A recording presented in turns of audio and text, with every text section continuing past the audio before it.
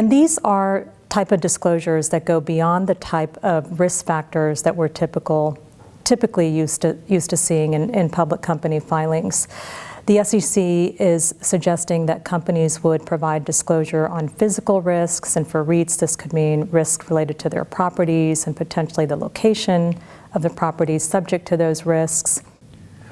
Joining me to provide her unique perspective on REITs and the SEC is Sonia Barros, partner with Sidley Austin and the former head of the REIT group at the SEC. Sonia, you participated in a panel here at REITwise looking at SEC legal issues. What do you think has been the most important SEC rulemakings for REITs over the past year, and why? So the SEC, under current leadership with Chair Gary Gensler, has a very aggressive rulemaking agenda and is proposing a number of rules that will significantly change disclosure requirements for public companies.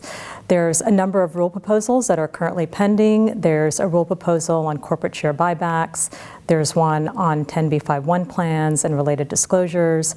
There's another one on cybersecurity. There's pay for performance, clawbacks. And then just this week, on Monday, the SEC proposed rules on climate disclosures. In terms of for REITs, which one of these are most significant, I think that the proposals on corporate share buybacks, cybersecurity, and climate proposal, because these proposals, if adopted, would result in pretty significant disclosure changes for public companies. On share buybacks, the SEC is proposing a daily disclosure requirement on a new Form SR that all public companies would have to use if they engage in corporate share buybacks. And what we're hearing from our clients is that if the SEC adopts these rules, they may actually forego their corporate share buyback programs. On cybersecurity, these are important because the SEC is proposing a requirement for incident reporting for cybersecurity incidents on Form 8K 4 days after a company determines that a cyber event is material. And then the climate rule proposal, this is just a really significant, it's a 510-page proposing release that the SEC put out on Monday. And it has a number of different components to it, which are all pretty significant. So I would categorize it into 5 broad categories. There are proposals on additional risks disclosures related to climate risks. The second component is additional disclosures on a company's oversight and governance of climate-related risks. The third component is disclosures on greenhouse gas emissions, both Scope 1, Scope 2, and if material or part of a greenhouse gas emissions target, Scope 3. And the SEC is requiring for Scope 1 and Scope 2 in the proposal that companies have a third-party assurance of these greenhouse gas emissions disclosures.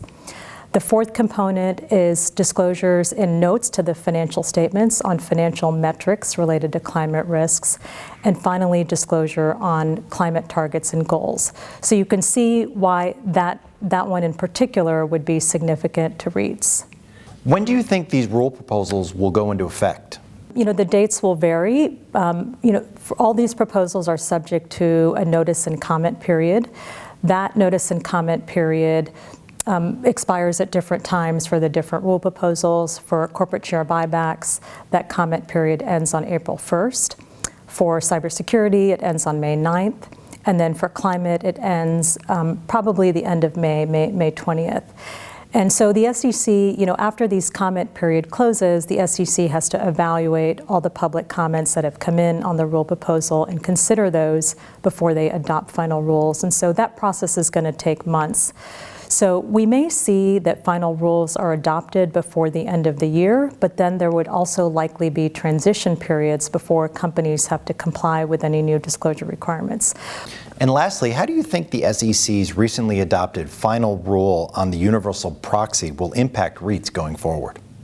Yeah, so universal proxy is also going to be significant because what's going to happen now is that there'll be one proxy card for management and the company's nominees for election to director. And that same proxy card can also be used by any activist or dissident that want to get their directors on the board.